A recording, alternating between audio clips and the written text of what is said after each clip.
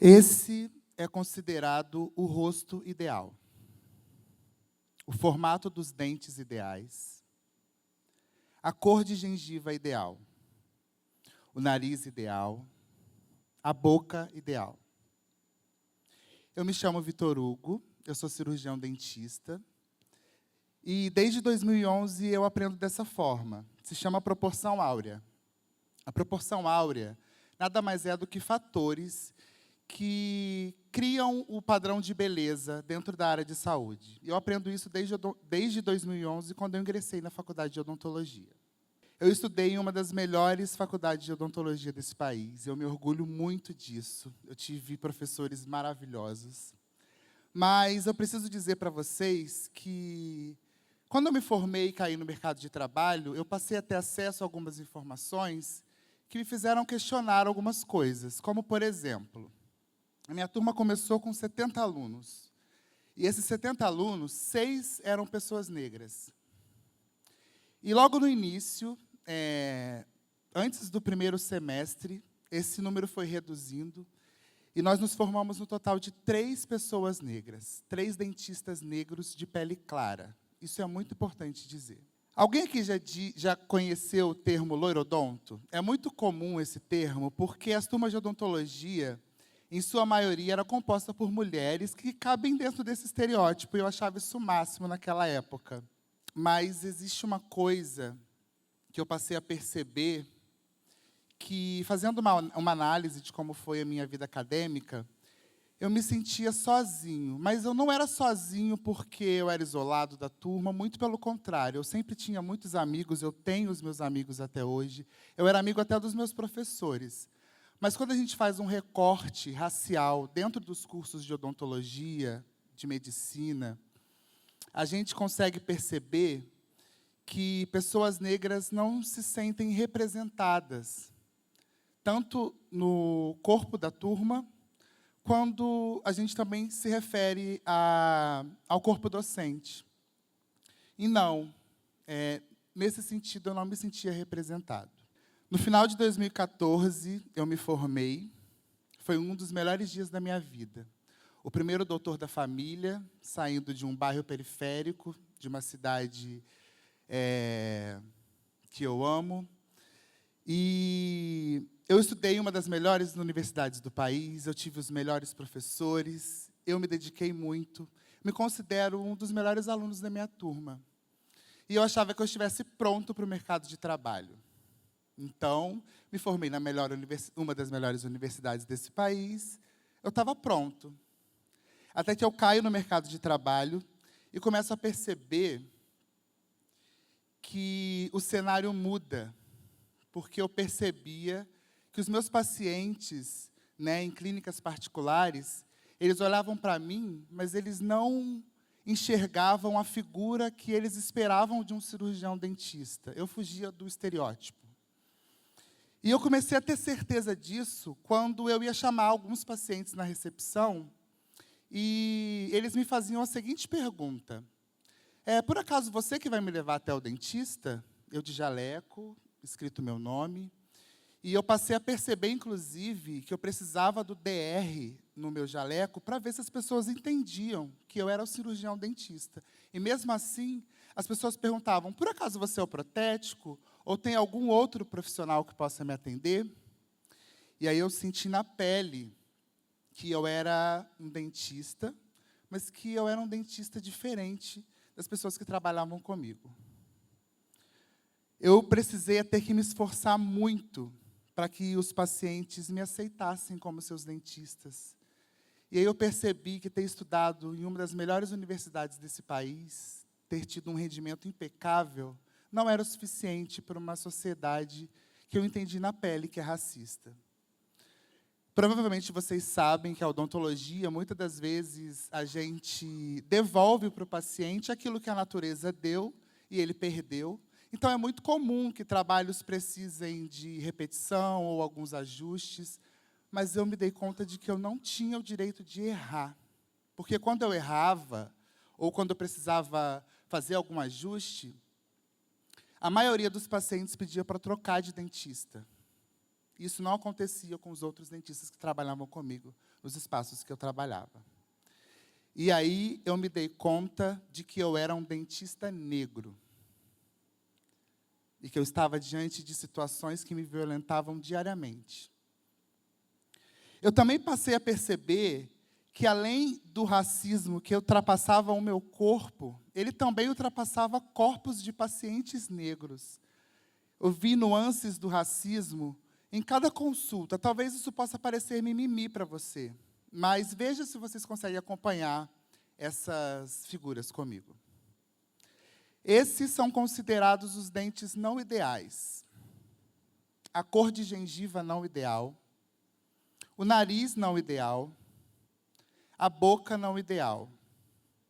Então, a gente pode concluir que esse é considerado um dos rostos não ideais.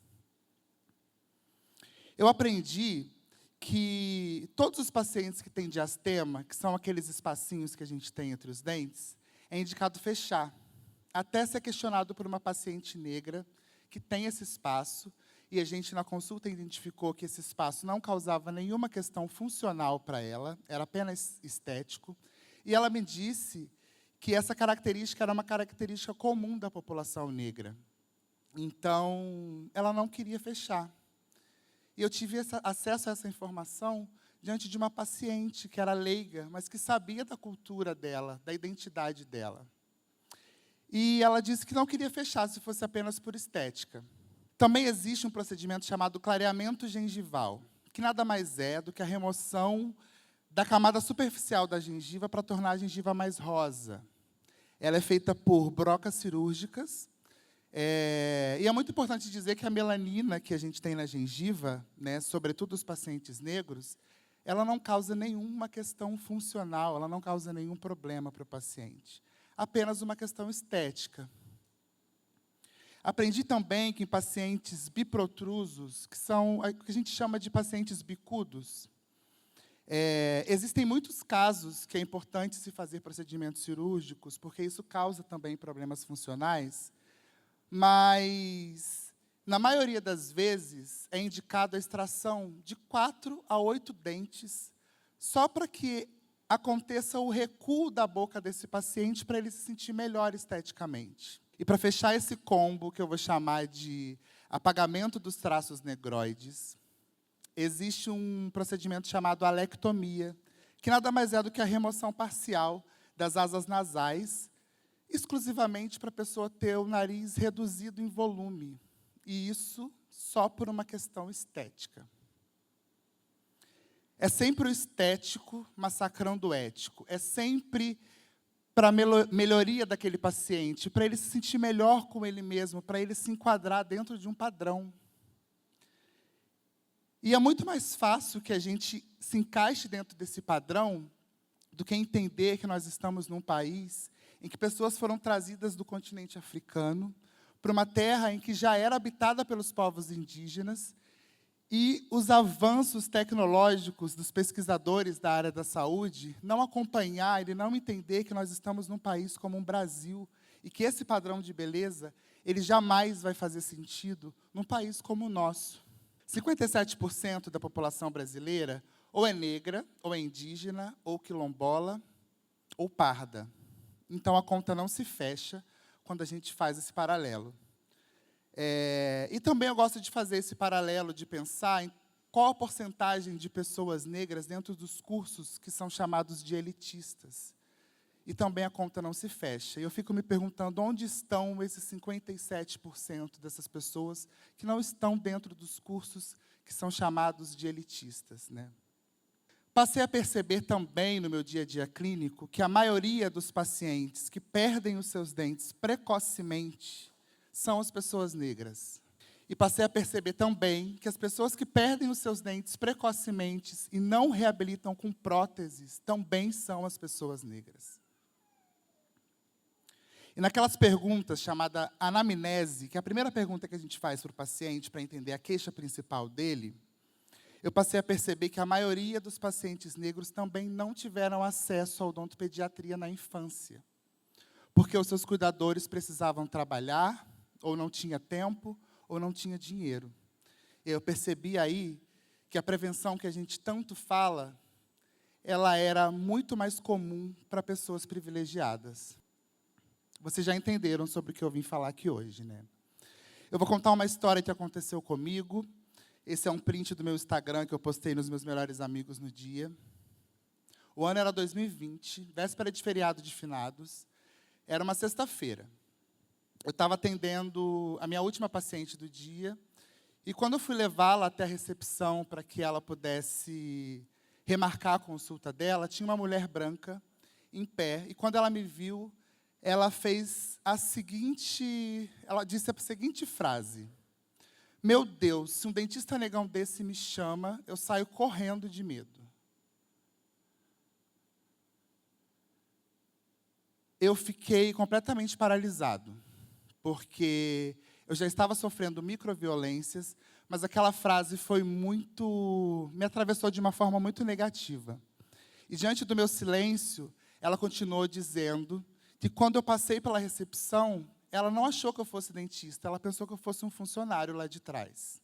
E ela ainda disse para a minha paciente que ela era muito corajosa por se permitir ser atendida por mim. E isso tudo aconteceu e eu não consegui dizer uma palavra sequer. Talvez você esteja pensando que ela foi preconceituosa, mas não. Ela não foi preconceituosa, ela foi racista.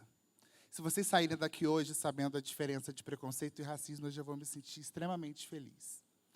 Então vamos aos conceitos. Preconceito é uma opinião preconcebida sobre determinado grupo ou pessoa, sem qualquer informação ou razão. Já o racismo é a discriminação social baseada na falsa ideia de que a espécie humana é dividida em raças e que uma é superior à outra. Trata-se de uma atitude depreciativa e discriminatória, não baseada em critérios científicos.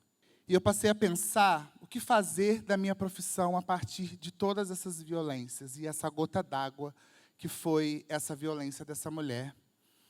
E pensei na possibilidade de trabalhar com outras coisas, talvez com moda, mas eu imediatamente pensei que eu não teria como ter o apoio da minha família para fazer uma segunda faculdade, e eu também amo fazer odontologia. Então, eu não achava justo ter que desistir de um sonho que eu tinha quando eu era criança, na primeira vez que eu fui no dentista, por conta de uma sociedade que é racista e que não me aceitava quanto dentista. E me veio a palavra aquilombamento na minha cabeça, que é uma tecnologia ancestral onde se cria um espaço seguro de acolhimento a pessoas pretas. Isso serve para muitas coisas. E como aquilombamento não se faz sozinho, eu chamei alguns dentistas para fazerem essa loucura comigo. Nós criamos um espaço onde só atendia dentistas negros. E um desses dentistas é um amigo de infância, o Alexandre, que se tornou meu sócio. E a gente passou a perceber, logo no início, de que aquele espaço ele não era só sobre nós quanto profissionais, mas era um espaço em que uma população inteira precisava por ele. A gente passou a perceber também, nas nossas primeiras consultas, que tinham muitos pacientes desmotivados, que não tinham mais coragem de procurar tratamento odontológico por sentirem vergonha das suas condições de saúde bucal. E aí eu passei a perceber também que o autocuidado, às vezes, também, eles só servem para pessoas que têm privilégios. E os estudos mostram que existe, sim, uma diferença no olhar clínico, e eu não digo que todos os profissionais brancos tratam de forma negligente os profissionais negros, mas existem estudos que mostram que isso acontece, como, por exemplo, esse estudo que foi feito numa universidade de Pelotas, em que o mesmo caso clínico foi dividido em duas situações, um homem negro e um homem branco. Quando o paciente de pele branca foi indicado que ele fizesse procedimentos menos invasivos e mais estéticos, e ao paciente de pele negra foi indicado manter as restaurações não estéticas e até mesmo a extração dentária.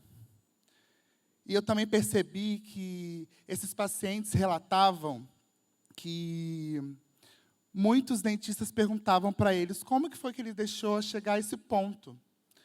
E a gente precisa entender que existe uma questão histórica que não é contada na universidade, que desde a colonização, os nossos corpos eles recebem as maiores iniquidades odontológicas. E as pessoas negras, elas sofrem por conta disso até hoje.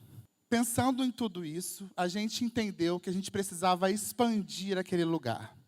E como a gente faria essa expansão? Ao invés de sermos uma clínica só odontológica, a Juliana, que é médica, agregou também a nossa sociedade e a gente passou a entender que a gente precisava fazer um cuidado generalizado para o nosso paciente. E nós temos médicas, pediatras, dermatologistas, psiquiatras que cuidam da saúde mental e física dos nossos pacientes negros. Hoje, as nossas crianças, elas olham para nós e elas não olham para a gente como uma possibilidade de elas serem os funcionários lá de trás, mas elas podem se tornar dentistas no futuro. Nos nossos jalecos, a gente carrega elementos que refletem a nossa ancestralidade.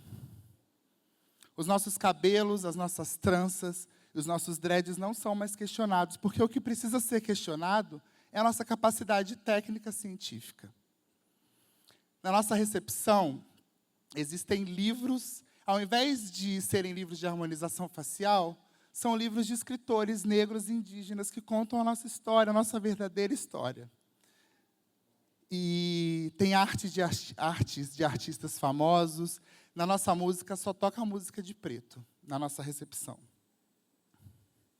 Hoje eu falo por aí sobre odontologia preta, moda, cultura. E eu estou aqui, diante desse palco, que é muito importante para falar para vocês que ser um funcionário lá de trás nunca foi uma possibilidade para mim e nem para os meus. Muito obrigado.